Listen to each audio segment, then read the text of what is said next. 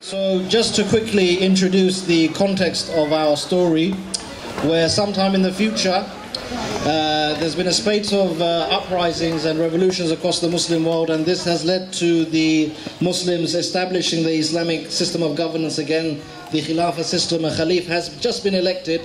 So we're going to go to the opening scene and see what the situation is in Damascus at this moment in time. A shadowy figure approaches the main marketplace of Damascus. He's walking the main marketplace. He comes across a very poor citizen who is cursing himself. So he stops to ask why. Thank you, brother. Look, brother, I have no job. My family have no food. There is no hope for my people. The economic situation is quite bad. What are the Khalif doing? What is the Khalif doing? What are the Walis doing to solve this situation? So the unknown man dips his hand into his pocket and gives some sadaqah charity to the poor citizen. Thank you, brother, for your kindness. A very, very nice ring. So that's the opening scene. We can see the situation in Damascus is not too good. Just keep that at the back of your mind. We're going to come back to that scene or that situation at the end. We're going to go to the first act now of the play. We know that natural disasters are a reality of human life in this day and age, but how would an Islamic system, a system of governance, deal with such disasters in the future? Let us find out. We're in the first act, dealing with a crisis. We're in the assembly of the state, of the Islamic State. We have four important characters here. We have the government advisor, we have the scientific advisor to the government. He's not wearing the white top for fashion reasons. We have the Khalif, the leader of the Muslims. We have the Khalif's personal assistant, an intern, someone who's just recently joined the job, and as we'll come to find, someone who's not the sharpest tool in the box either. We have the Wali of Northeast Africa. Now in political terms, that means the Wali is the provincial governor of a region. So he is the Wali of the Northeast African province. And the situation, the context in this act is that there's a crisis happening in Northeast Africa. So the Wali gets up to make a very important announcement. Assalamu alaikum. Respected members, as you are all aware, the situation in the Horn of Africa, i.e. Eritrea, Somalia, Ethiopia, is worsening as we speak. This year's lack of rainfall has led to drought and the lack of irrigation, and we are witnessing the beginning of a humanitarian crisis. I urge all the respected members to take the situation on board and act quickly. So we can see the situation is dire. Can the new Khalif deal with this problem, or is this too much for him? You know what? You're absolutely right. This problem has been ongoing for too long now. Something must be done. Okay, alright, write this down. Firstly, I want our aid workers from Turkey there. They need to be in hand for assistance straight away. Secondly, send over our military from Central and Southeast Asia. They need to bring in food, they need to bring in water, they need to help build shelters. At the same time, get our top doctors from the Middle East to be there. First and foremost, they have to be helping people suffer from any malnutrition and any other conditions after that, which also means the army needs to build some of the shelters as medic centers. And last but not least, make arrangements for me to go down. I just have a question. Yeah. Are you going to be flying Emirates? Or what airline are you going to be flying with? What are you talking about? Just book the ticket. Anyway, first class for you or economy class? Yes. I have a suggestion if you allow me to speak. Yes, please do. As we heard from the Wali, the governor, yes, about the dire situation in the region of Africa. Yes, I can see. Of drought and the problem of the lack of rainwater and water into that region. Yes, I can understand what you're saying. I mean, it's quite clear the drought due to lack of rainfall. No irrigation there, no cultivation. But then what would you suggest? But I suggest we build a very complex water system that pumps water from the sea into the region. You know what? That's a brilliant idea. Okay, But I have to mention, very importantly, that this project will extensively use all our resources, especially time, planning, and especially money. Money. You raise a good point there. Okay. Write this down, prioritize this for now. I want you to get this message to the finance minister. Tell him to free up whatever funds are needed to get this project up and running. We were the pioneers in the field of science and technology before, so there's no reason why we shouldn't be now. Now, for anyone else... I have one question again. Yes. What department do I find the finance minister in? Finance department? Treasury Bureau? You were there about an hour ago. How do you feel? Respected members, with all due respect, we've had promises like this in the past, in that region. The people have had their hopes raised, only for it to be crushed. Will this actually go through? What if there is no funds in the treasury? What if your assistant can't find the finance minister? Look, I am prepared to go as far as establish an emergency tax on the wealthy to get this up and running. Now write this down. I want a team of workers, the top engineers, our top scientists. They have 2 weeks from now. They need to draw up draft plans on how they're going to get this going. Tell them in a year's time from now, I want this water system up and running. And tell them in 2 weeks' time, I want to see what progress they've made. All right? Now, the thing is, I have another question. Yes. Okay, so that's the end of the first act. We saw there the Khalif was able to deal with the crisis there by utilizing the resources from around the Muslim world. In fact, this is actually what used to happen in the past.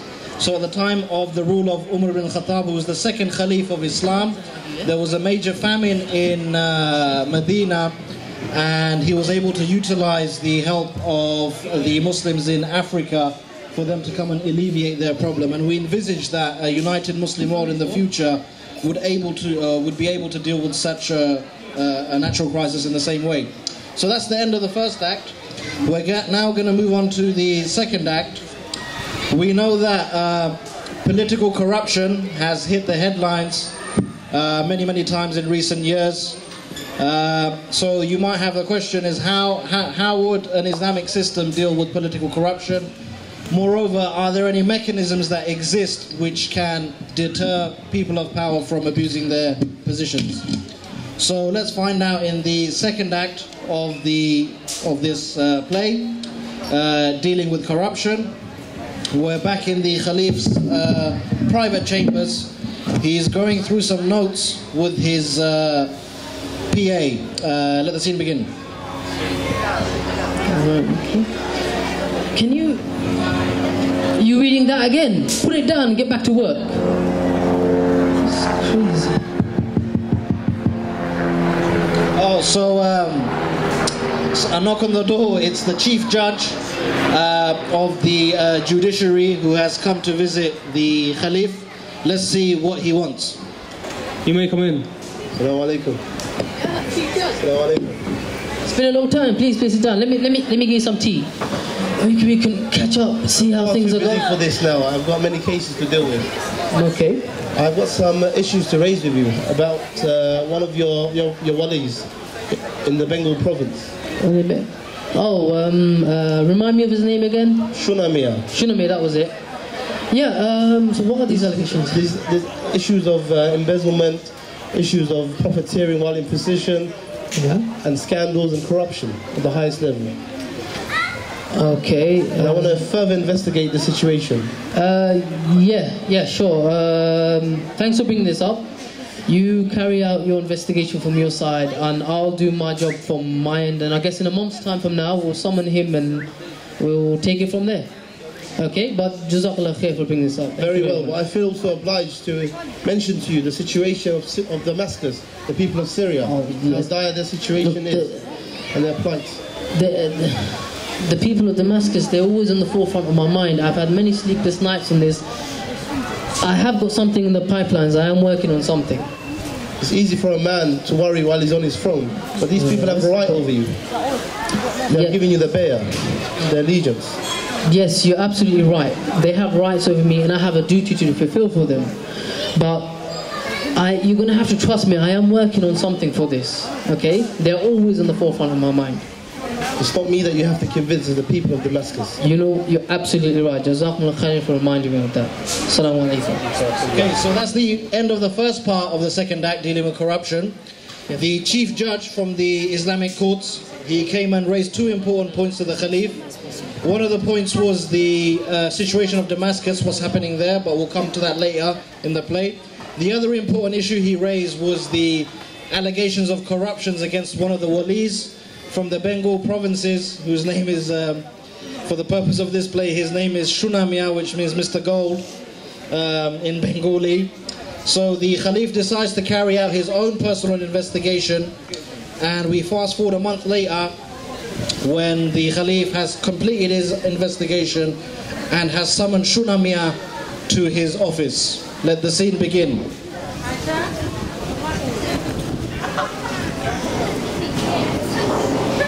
Whoa. What is that? Relax, God. Sharadin right now, no mas nadusa. Hey, I like your shades. Where do you get them from? Thank you, don't worry. You look familiar. Tu Ranarissimus, you don't? I might do, you know. Is he from King's Cross? No. The Wali of Bengal is here.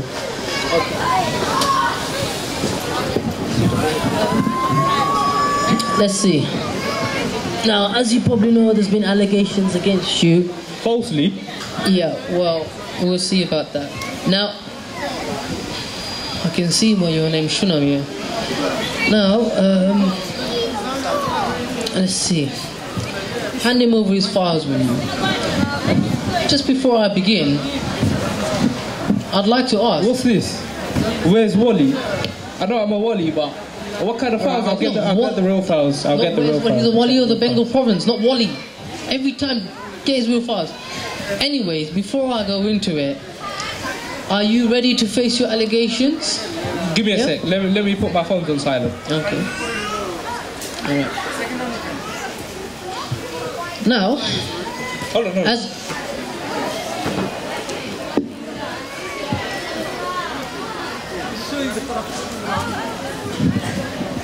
Okay. Now, when we look at the... Sorry, one more.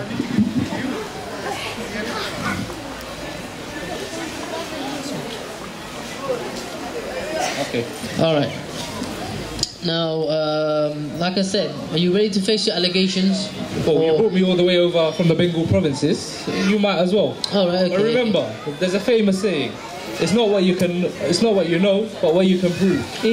Is that hadith? Okay. Where did you get this guy? Where did you learn your deed? Google. Well, anyway, listen. Just before I go through, as you probably know anyway, investigation has been carried out on you, and I've done my investigation, and from here you can see it's just scandal after scandal. For example, expenses. It shows here from the charts, it's quite clear. You've been claiming of state funds, living a very extravagant lifestyle, as I can see. Yeah, living a very fancy life. So, what do you have to say about yourself? Look, listen. You asked me to look after a province. I'm looking after the province. Now, there's going to be expenditure. I'm going to need to spend money, and naturally, these are necessity, isn't it? The things I've bought, they're darura, they're zaruri. So necessity darura. Yeah. So you're telling me, here we go. 100 kgs of guar, 50 kgs of fun is darura. Well, we had international guard day, isn't it? We had to put ourselves on the map. Okay. Okay, the second one here. Yep. This one, in fact, before I go into, I'm not sure if you realise you got a very catchy nickname for yourself in your province, Mr. 10%. What does that prove? That doesn't prove anything. Basically, how you got the name is all the major businesses starting up in your province, you seem to have 10% kickback on all of them. So you have anything to say about yourself? Look, bring all these allegations. I guarantee you 90% of them are incorrect. Ah, that's what you call Mr. 10%. 100 minus 90? Be quiet, Sherlock. Okay, what about taxes? You've misunderstood how tax works in Islam. How we run tax in Islam is like this. We tax the wealthy and it's the poor that have conditions, and if they meet those conditions, then they get taxed. Quite clearly, you've done it the other way around. You seem to be taxing the poor, and quite excessively, and the rich seem to be getting away with it, a lot of which seem to be your close friends, if not even some of them your relatives. Come on, taxing the rich people in my province. How many rich people are there in Bangladesh? Just come on, hey, what kind of allegation is this? You know what, chuck him his files, chuck him his files. You have done nothing but giving me unsatisfactory answers. You wanted your proof, there's your proof. You can take as long as you want looking for it when you get back home, okay? Now do me a favour, I'm going to dismiss him from my office. Don't worry about where we got that. You wanted your proof, there it is. Get out of my sight. I'm going to get hold of the chief judge right now. Alright, you know what? This ain't the end of the matter. I've got judges in my pocket as well, and I've got Kudus solicitors, so don't worry, I'll be back. Okay. Bring him back. You know, I was going to let you go a little bit easy, but you're absolutely right. This isn't the end of the matter. When you get back home, other than your possessions being repossessed, yeah, you're going to have a summons from the chief judge. You're due in court a week from now. You're going to go into trial. I'll revoke you from your position. Your title is over. You are now fired. Get out of my sight. But what did I do? Not you, him. The whole corruption thing I went through. But for you, tell the Bengal province to start elections for a new wali. Okay? So that's the end of the second act dealing with corruption. We saw there that the wali of the Bengal provinces got sacked from his position after he could not answer satisfactory to the allegations. A couple of points on this. In the Islamic system, the judiciary is an independent body to the ruling body. And they can carry out their investigations without any interference from the ruling body. We have something called a Madhalim court, which specifically deals with any misconduct that a political person or a person in a political power might commit. So we've got the chief judge, who's also the highest judge in the land. He has the power not only to investigate walis, he has the power to investigate the Khalif himself and remove him from position if he is found guilty. So those are just a couple of the mechanisms that do exist in the Islamic judicial system that can keep people of power in check. So now we're going to move on to the third act. We saw at the opening scene the people of Damascus were finding it tough. The chief judge reminded the Khalif in the second act about the people of Damascus. The Khalif has decided to call a press conference to announce some new economic measures. So this third act is titled Building an Economy, and let the scene begin. Assalamu alaikum. I have called this press conference today to announce a set of measures that will stimulate the growth of the economy in Asham. Firstly, our plan is to abolish income and sales-based tax. This will encourage people to spend, as they will have more disposable wealth. But the people also don't have money to start with. They don't have any jobs. Yes. So how can you expect this policy to work? This policy is a sham. Fair point. Okay. Well, if you let me finish, you're right. If you let me continue, I'll give you an example. Agriculture, for example, right? Agriculture, as we know, has suffered quite severely. So our plan is, we're going to confiscate land for those people who've had it for 3 years and done absolutely nothing with it. Absolutely nothing, just let it go to waste, and we're going to give it to the hands of those who are willing to do something with it. Be it agriculture or be it starting up a business. Also, we'll provide grants to those who wish to start up SMEs, that's small to medium enterprises. This will create jobs and contribute to wealth circulation. We'll invest in areas we believe the economy is lacking in, such as the manufacturing industry. We will remove any barriers that exist for companies to come in and invest in these areas. We'll cooperate with these private companies to build infrastructure of Asham, new roads as an example, buildings, transport services, trains, houses, so on and so on. This again will create jobs. Coupled with this, we will institute new labour laws which protect the rights of workers so that they are not abused by any private firms, contractors or companies. We will provide investment in initial stimulus to kickstart the economy. Once jobs are created and people begin to earn, the absence of income tax and sales-based tax will again encourage spending and business startups. Today, I have told the Education Minister to start looking into scholarships and student grants. We want our youth to be educated, to become skilled, and pass those skills on to the future generations. And the only way from here is up. I want to eradicate poverty, not just for today, not just for tomorrow, but inshallah for once and for all. Okay, I can understand your policies, but you yourself have to admit that there are some loopholes. First of all, these are very highly ambitious. Secondly, where will you get the money to act as stimulus for the economy? Where will you get money to revive the dead industries? Where will you get the money to award contract to these private firms? You know, I respect what you're saying, and I can understand how you see it from that angle. But you have to understand that the state treasury, alhamdulillah, it brings in money from many different forms of revenue. For example, brings in money from taxes in other lands. So not just this one province. We also bring in money by managing natural minerals such as gas, oil resources, and other natural resources that are there. We also bring in money from zakat. Now these are just a few ways of how the state provides income for itself. So we won't be in a position where we'll need to borrow funding from external voices to fund these new proposals for Asham. Now we will continue to those who support those who are unable to work, of course, and those who are needy will continue to receive state benefits.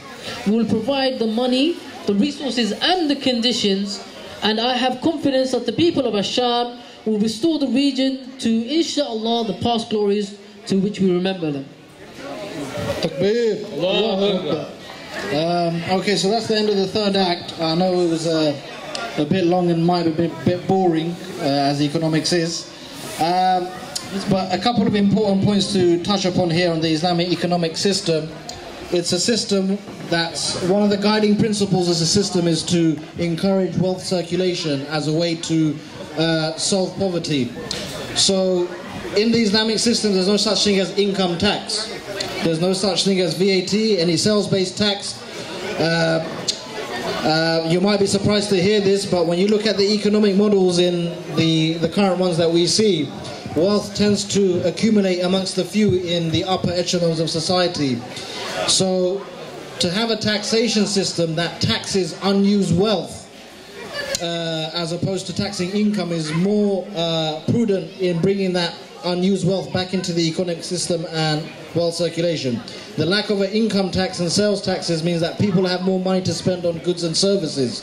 Again, this creates jobs. So these are just a couple of points about the Islamic economic system. So we saw the policies of the Khalif for the people of Damascus. Let's now go to the final scene of the play to find out if those policies worked. We're back in the the same place as we were in the opening scene. We're in Damascus in the main market. That same poor citizen from the beginning is there. The shadowy figure again approaches, looking for the poor citizen that he had seen a few months ago, and lo and behold, he bumps into him. Salaam, brother. Oh, I recognize you. Many months ago when I was in trouble, you helped me. Alhamdulillah, brother. Come, follow me. Situation has really changed now. Alhamdulillah, the Khalif has implemented a lot of economic policies, and alhamdulillah, my people are very happy now. There's jobs, plenty of jobs to go around. The economic situation is much better. Alhamdulillah, with the wealth I had, I've opened up the shop. Inshallah, come and take an item as a gift for me, please. The unknown man refuses the gift, but does pay for an item. He then shakes the hand of the poor citizen and begins to walk off into the sunset. You're probably wondering who this unknown person was all along. It was the Khalif. Okay, so that's the end of the play. So they were three examples there of how the Islamic system, the ruling system of Islam, is comprehensive enough to deal with some of the modern day problems that we witness. And inshallah we hope that it is a matter of time before we see that system again in our Muslim lands, and we're confident that it can be a progressive and modern system. Jazakallah khairan. I know it's a bit long. Thank you for your patience and for giving time to our play. Takbir!